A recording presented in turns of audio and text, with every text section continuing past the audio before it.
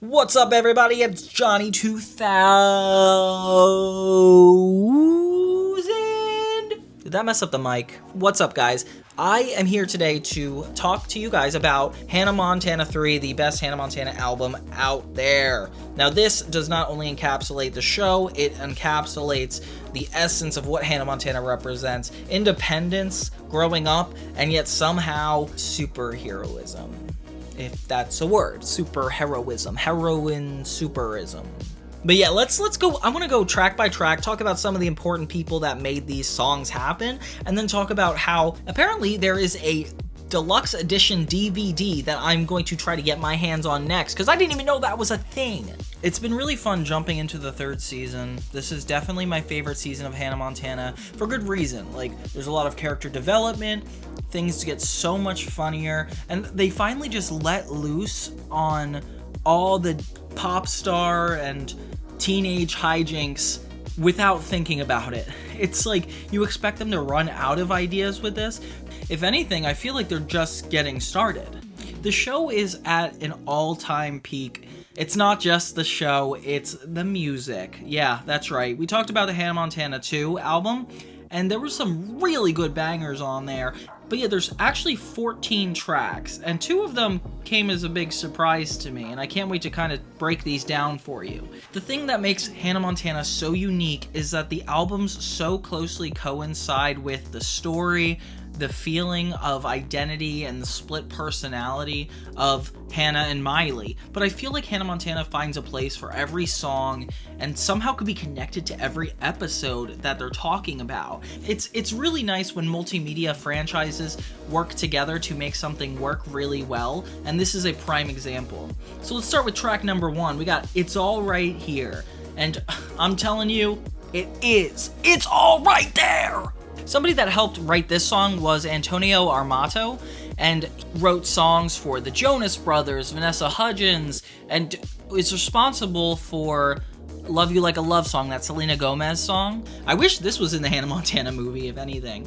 My favorite part is the pre-chorus. It's just so catchy and leads us to feel like we're pumping up to go somewhere really fun, and it's being in the moment, feeling what really goes on. And it's so crazy how the bridge just veers off and sounds almost like a hoedown for a moment. Like, how in the world did it go like that? Apparently also Timothy James Price worked on this, and he worked with the Cheetah Girls for some of their music, which it's exciting because I loved the Cheetah Girls growing up. That was actually my first concert. Sometimes the beat dances along with you. So for track number 2, we got Let's Do This. See, this is kind of weird because it's like we have 2 songs that are just pumping up the party, not to be ironic. But Let's Do This kind of pumps you up in a different way. It's kind of about setting out a goal and achieving the goal, but having the goal be so rooted in fun and adventure. I feel like if this were about arriving somewhere and completely embracing everything life's about, is really what Hannah Montana is about. Let's Do This was used in all the promos for season 3, and it is a perfect encapsulation of the vibe of season 3. We're here to have fun. Kind of like she did with We Got the Party in Us with the Jonas Brothers, if you guys remember that from the 2nd season. Hannah is in the spotlight now more than ever, so she has to keep her charisma. Then we have our first slow one, Mixed Up. Mixed Up is so heartfelt and talking about being lost in a transition in your life that you're just not ready for. And not only is Miley handling credit cards, the idea of everything you're doing under such scrutiny. I just feel so emotionally connected to that. Especially the chorus. I couldn't hear the chorus enough. I mean, play it over and over again and I will love it every time. Cara Diagardi wrote this song, and she wrote songs for Christina Aguilera, and she did a lot in the pop rock genre. I think she even won an award, and she was even a judge on American Idol in the 8th and 9th seasons. I mean, can you imagine? And also did He Could Be the One on this album. She worked with Mitch Allen, who is somebody who also made music for Demi Lovato, Third Eye Blind, and Jason Derulo? Yeah, this was a really good pop alternative rock guy. So He Could Be the One is the most infamous song on this whole album. Not only is it catchy, but it had a 2-part special based off of it. Literally, the Jake Ryan episode with Jesse, such a good episode. And I always hear people talking about how fun this song is.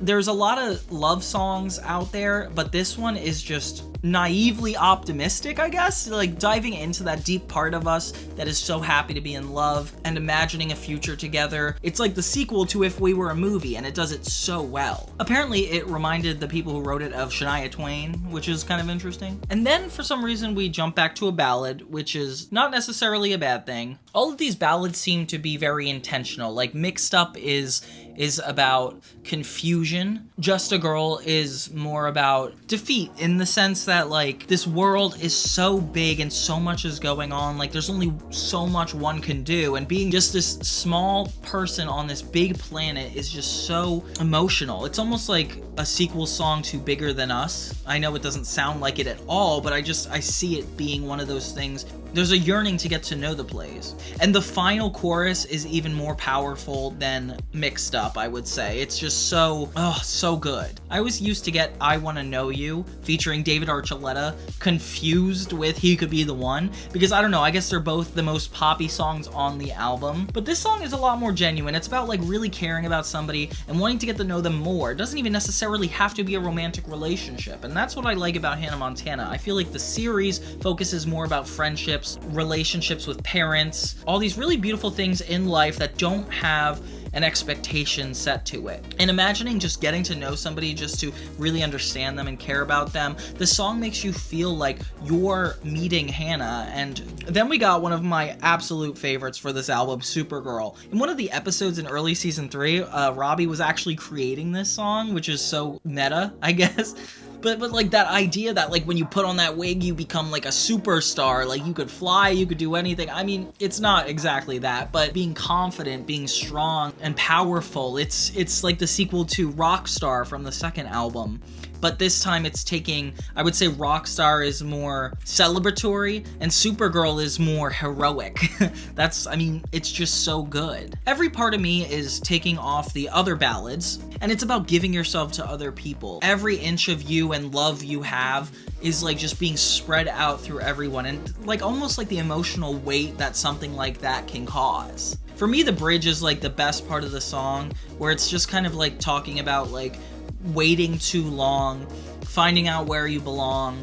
It's like giving yourself away but still being grateful for all these opportunities. Like, it is so good in that sense. Then we have Ice Cream Freeze. So Ice Cream Freeze is probably my least favorite on this album, but definitely still catchy. Like, for being the worst song on the album, I would say it's still a 9 out of 10. Like, everything on this album is iconic. It feels like a parody of the Hoedown Throwdown in almost a more comical way, and it's fun, but it's not really integrated into the show too much. It doesn't really have a lot of substance to it, I would guess. I feel like it's one of those get up and dance songs, which is great. Like, every kid's album needs something like that, and I love that it's a part of it. And then finally, our last ballad is, it looks like Don't Wanna Be Torn is actually one of the songs that the most people were working on, and it shows. Like, this song is so careful and it takes its time, it's vulnerable, but I think the word I would use to describe it is cautious. And it's interesting to end an album with the last ballad song being cautious, and I'm not sure it's intended that way, but I definitely feel like somebody is making a decision about something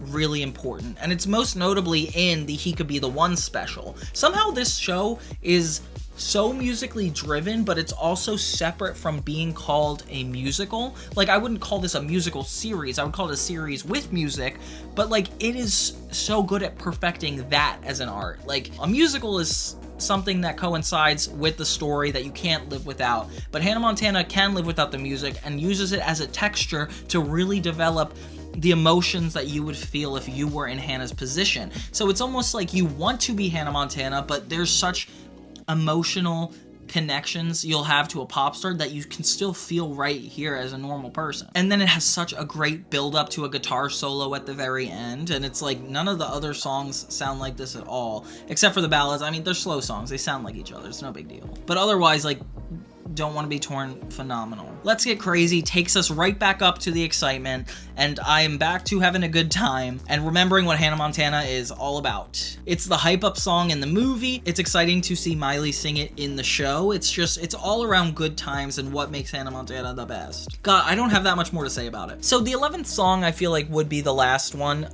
Let's Get Crazy is a great way to end the album, and the next song is just I Want to Know You Again, so I don't really want to talk about that too much. But one of the bonus tracks on this album is so good for no reason. Let's Make This Last Forever, and Hannah Montana's not even the one singing it. What? It's Oliver. I mean Mitchell Musso, but it's Oliver. It is a really good song. I really recommend you guys listening to it. It's weird because it's like a guy's song in the style of Hannah Montana, which no album has really done before. And the fact that it's one of the core cast members is even more exciting. And speaking of bonuses, we finally end on If We Were a Movie, but this time with Corbin Bleu. Yeah, and the song is a lot more enhanced, coming back from season 1 and just going all out in this one. I can't believe how surprised I was to enjoy this. Like, you expect it to just be the same song, but there's something about the harmonies of Corbin Bleu and Miley Cyrus that's just like, wow, this song is so careful in a really positive way. Like, it's like talking about fantasizing, being in love, so giddy about the future. I just, this whole album, I put this album on when I'm ready to get in my feels and have a party at the same time, which is kind of weird that, you know, you feel it like that, but I experience life that way. I feel like this relates to me a lot because I am one of two things. I'm either optimistic and having the time of my life, no pun intended, because that's a Miley Cyrus song, or I'm recontemplating my entire life. And it sounds like a little complicated, but it's true. It's feeling on top of the world, but then also a little under the world at the same time. It's two extremes. It's like grounded, it's like it allows you to be confident, and it just everything about this I love. Thank you guys so much for watching my review of the Hannah Montana Season 3 soundtrack, and I hope you guys feel as closely to it as I did. You know, it's not easy to make a show with music and separate it from a musical, give it its own identity, and Hannah Montana is so good at doing all of that and more. Not only do they have the best artists helping them make these songs, it's like, it just fits into the world so well. It's really nice, and it adds, I think it solidifies Hannah Montana as the perfect franchise. But yeah, that's all I gotta say. Thank you guys so much for watching. I'm Johnny2000, and I'll see you next time.